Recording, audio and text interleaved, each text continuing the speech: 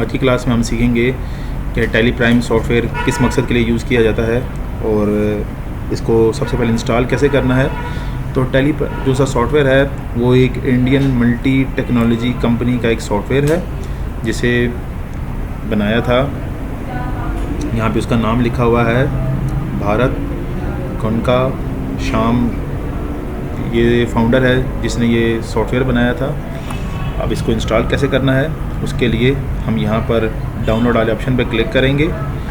तो जैसे ही मैंने डाउनलोड ऑप्शन पे क्लिक करूँगा तो यहाँ पे जो सा भी हमारे पास जो सा न्यू वर्जन आया है रिलीज़ वो है 5.0। मैं इस ऑप्शन पर क्लिक करूँगा तो ये डाउनलोड होना शुरू हो जाएगा। जैसे ही मैं इस ऑप्शन पर क्लिक करूँगा तो ये देखें ये सॉफ्टवेयर मेरे पास यहाँ पर डाउनलोड होने लग पड़ा। तो ये जो सा सॉफ्टवेयर है ये 43 MB का एक सॉफ्टवेयर है, बहुत छोटा सा सॉफ्टवेयर और इसको इंस्टॉल करना बहुत ही ज़्यादा आसान है। हम जो सॉफ्टवेयर पढ़ेंगे वो एजुकेशन बेस पर होगा। एजुकेशन बेस का मतलब यहाँ पर हम इस चीज़ को लेंगे, असल में एक पेड सॉफ्टवेयर है जो कि एक बड़ी कंपनीज़ के लिए में यूज़ किया जाता है और इसे सीखने के लिए हमें या तो पेड सॉफ्टवेयर का सहारा लेना पड़ता है या फिर हमें यहाँ पर एजुकेशन पर्पज़ वाले सॉफ्टवेयर को यूज़ करेंगे। तो ये हमने इस वक्त डाउनलोड कर लिया है। हम अपने डाउनलोड वाली स्क्रीन पे जाते हैं। यहाँ देखें मेरे पास डाउनलोड में मेरे पास ये एक सेटअप आ गया है। मैं इसके ऊपर 2 दफ़ा क्लिक करता हूँ, थोड़ा सा भी टाइम ले रहा है।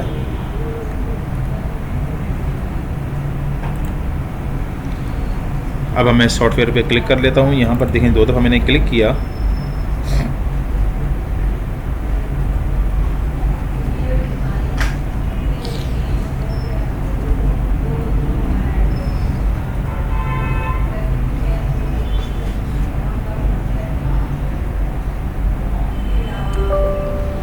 यहाँ पर मैं यस पे क्लिक करूँगा।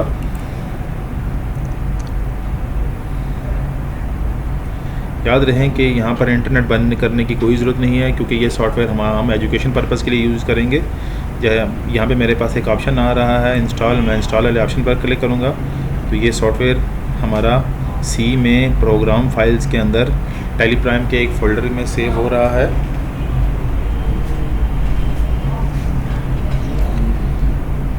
अब हमारे पास ये सॉफ्टवेयर इंस्टॉल हो गया। आप देख सकते हैं कि ये सॉफ्टवेयर कितनी जल्दी इंस्टॉल हो गया। हम इस ऑप्शन पर क्लिक करेंगे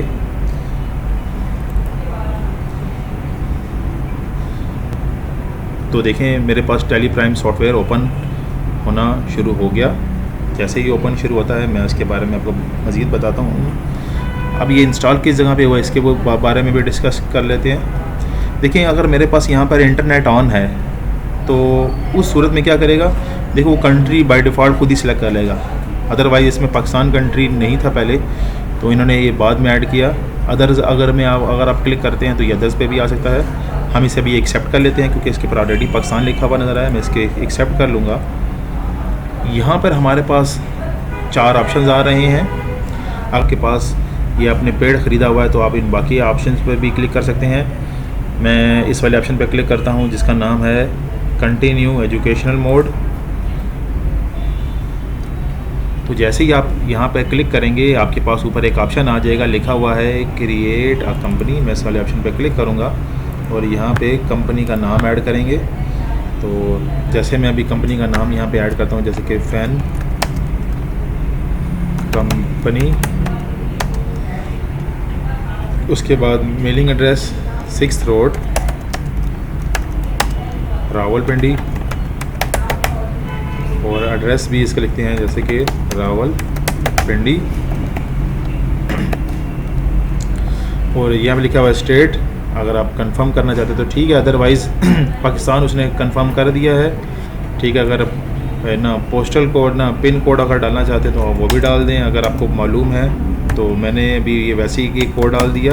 आप यहाँ पे अपनी कंपनी का फ़ोन नंबर भी लिख सकते हैं और यहाँ पर मैंने डाल दिए।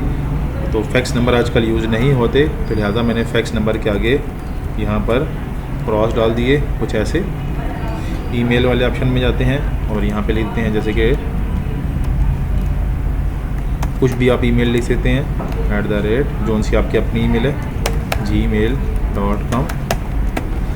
और यहाँ पर वेबसाइट का भी नाम यही लिखते हैं मैंने, fen@gmail.com.edu। ये एक एग्जांपल के लिए डाली मैंने। उसके बाद नेक्स्ट आते हैं, यहाँ पर हमारे पास पाकिस्तानी करेंसी में वो चीज़ शो होनी चाहिए और नीचे पाकिस्तानी रुपीज़ भी हमने लिखना है। और अब हमें से यहाँ पे नज़र आ रहा है, ये एक बटन नज़र आ रहा है, हम इसके ऊपर भी क्लिक कर सकते हैं। अच्छा, यहाँ पे आप मैं इसके ऊपर क्लिक कर दूँगा तो ये भी तभी हो जाएगा।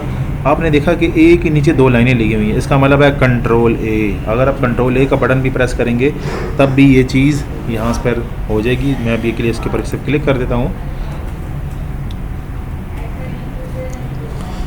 तो ये देखें कि कंपनी हमारे पास बन गई है।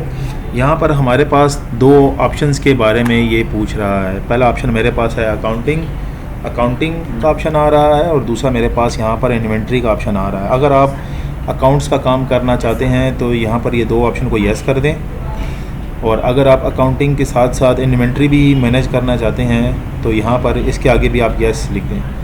अब यहाँ पे सवाल बनता है कि अकाउंटिंग का मतलब क्या है और इन्वेंट्री का मतलब क्या है, तो ये हम आगे जाके इसको मज़ीद डिस्कस करेंगे। अभी के लिए मैं आपको ये बता देता हूँ कि अगर अकाउंट्स का मतलब होता है कि कोई भी अगर किसी से पैसों का लेन देन अगर करना हो तो हमें अकाउंट्स की हेल्प लेनी होती है। और अगर हमने इन्वेंट्री से मुराद हम उस चीज़ को लेते हैं कि अगर हम कोई बिज़नेस कर रहे हैं, कोई सर्विस दे रहे हैं, या फिर हम कोई चीज़ ख़रीद रहे हैं या फिर कोई चीज़ बेच रहे हैं, तो उसको हमें इन्वेंट्री का नाम देना होता है।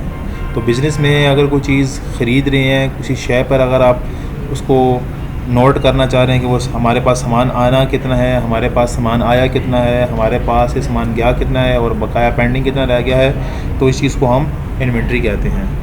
तो अगर आपने ये सारे चारों ऑप्शंस ओपन करने हैं तो उसके आगे यस लिख दें, नहीं तो अगर आपने नो लिखेंगे और टैब प्रेस करेंगे तो टैब का बटन है, क्यू के साथ एक छोटा सा बटन है टैब का, आप उस पर क्लिक करेंगे तो वो देखो वो नो में आ जाएगी। लेकिन आप यहाँ पे अगर YES यस लिख के टैब प्रेस करेंगे, YES प्रेस करके टैब प्रेस करेंगे और यहाँ पर भी हम YES लिख के टैब प्रेस करते हैं तो देखिए फिर भी हमारे पास एक्सेप्ट का ऑप्शन आ जाता है। तो यहाँ पे हम Y भी प्रेस करेंगे तब भी काम हो जाएगा, और येस पर क्लिक करेंगे तब भी काम हो जाएगा। यहाँ पे आप देख सकते हैं कि हमारे पास एक कंपनी का नाम आ गया ऊपर, जो मैंने अभी थोड़ी देर पहले बनाई थी। और इसमें अच्छा एक और चीज़ भी है कि जो चीज़ एजुकेशन मोड होगा यहाँ पे इसके साथ लिखा हुआ आएगा एजुकेशन मोड, और इसके पर जो करंट डेट आ रही है वो ये वाली आएगी। ये डेट चेंज नहीं होगी इसमें, यही बात मेरी हमेशा याद रखना। ये जो अभी डेट नज़र आ रही है ये डेट चेंज नहीं होगी। एजुकेशन पर्पज़ को यूज़ करने का मकसद यही उन्होंने दिया हुआ है कि आप सिर्फ इसको सीख सकते हैं, इसमें आप ओरिजिनल डेटा एंट्री नहीं डाल सकते, इसमें सिर्फ आप डमी डेटा एंट्री डालकर ही इसे सीख सकते हैं। तो ये डेट जो आपको नज़र आ रही है 1 अप्रैल 2024 से 31 मार्च 2025 तक, तो ये चीज़ इसी तरह ही देगी, ये चीज़ चेंज नहीं होगी। अब इसके इंटरफेस के ऊपर बात कर लेते हैं थोड़ा सा। तो यहाँ पे आपको देखेंगे कि तो यहाँ पे लिखा हुआ है master, create, alter, chart of accounting, voucher और बुक, डे बुक। तो हमने किस यहाँ पे अभी ऑप्शन में जाना है, तो सिर्फ दिखाने के लिए मैं अभी आपको सिर्फ पहले वाले ऑप्शंस में बता दूँ कि पहले वाले ऑप्शंस क्या काम करते हैं। तो देखो क्रिएट पे क्लिक करने के बाद हमारे पास वही 2 डिटेल्स के बारे में बता रहा है कि अकाउंटिंग के अंदर आप किन आपके पास क्या क्या चीज़ें आ जाएंगी, और यहाँ पे इन्वेंट्री के अंदर आपके पास इन्वेंट्री मास्टर्स आ रहा है, उसके यहाँ पे आपको फीचर्स नज़र आ रहे हैं। ये हम आगे जाके डिस्कस करेंगे ये क्या चीज़ें होती हैं। अभी के लिए मैंने इसके एस्केप का बटन प्रेस करेंगे और इससे बाहर आ जाएंगे, और ये वाले सारे ऑप्शन इसी चीज़ का ही काम करते हैं। देख रहे हैं दोबारा से वही यहाँ पर जो चीज़ एक्टिवेट हो गई है, मैं इसे बंद करने के लिए एस्केप का बटन प्रेस करेंगे और नीचे आ जाएंगे इस वाले ऑप्शन के लिए। हम जितनी भी नेक्स्ट क्लासेस में अभी चीज़ें सीखेंगे वो सिर्फ वाउचर्स होंगे। वाउचर्स क्या होते हैं? वाउचर्स होते हैं किसी के लिए लेन देन के लिए उसका रसीद के तौर पर वो चीज़ नोट कर लेना, तो उसको हम वाउचर कहते हैं। तो वाउचर्स वाले ऑप्शन पर क्लिक करके सिर्फ आज आपको सिर्फ दिखाना है कि वाउचर्स दिखते कैसे हैं। तो यहाँ पे आपको देखने को मिलेगा, डेट देखने को मिल रही है, कंपनी का नाम देखने को मिल रहा है, इसके अलावा हमें यहाँ पर काउंटर मिल रहा है, पेमेंट है। जो मेन चीज़ें हैं वो F4 से लेकर यहाँ F10 तक जो चीज़ें नज़र आ रही हैं, ये चीज़ें अकाउंटिंग के अंदर यूज़ होती हैं, यानी कि इन्वेंट्री के अंदर भी यूज़ होती हैं और अकाउंटिंग के अंदर भी यूज़ होती हैं। ये हम आगे जाके पढ़ेंगे कि ये कॉन्ट्रा क्या होता है, पेमेंट्स क्या होता है, रिसिप्ट क्या होता है, जर्नल क्या होता है। ये हम अपने अपने लेक्चर में देखेंगे।